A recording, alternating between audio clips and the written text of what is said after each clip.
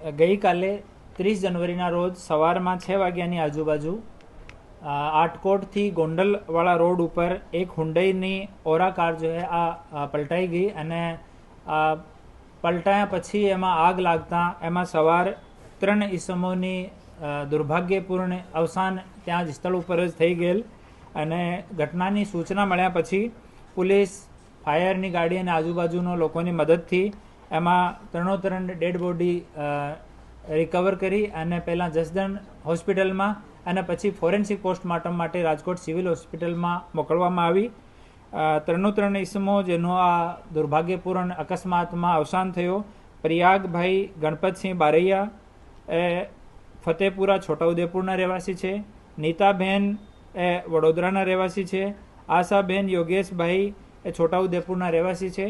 એ 3 લોકો આશાભાઈનો દીકરો આપણે ગોંડલમાં ભણતો હતો એની મુલાકાત લેવા માટે ત્યાંથી નીકળ્યા હતા અને વહેલી સવારે આ ગાડી પલટાઈને ગાડીમાં આગ લાગી ગઈ. એના પછી રોડનો સાઈડનો જો ડિવાઈડર છે એવો પણ ગાડીથી તોડી નાખ્યો. તો આરએનબી સાથે સંપર્ક કરીને એવો ડિવાઈડર ફરીથી બનાવવાની કામગીરી ચાલુ છે.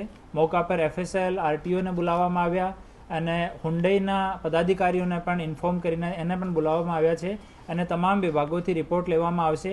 પછી દુર્ઘટનાનો ચોક્કસ કારણ સામે આવ્યા પછી આગળની કાર્યવાહી કરવામાં આવશે. હાલ આટકોટ પોલીસ સ્ટેશનમાં ગુના દાખલ કરવામાં આવ્યો છે અને આગળની તપાસ ચાલુ છે.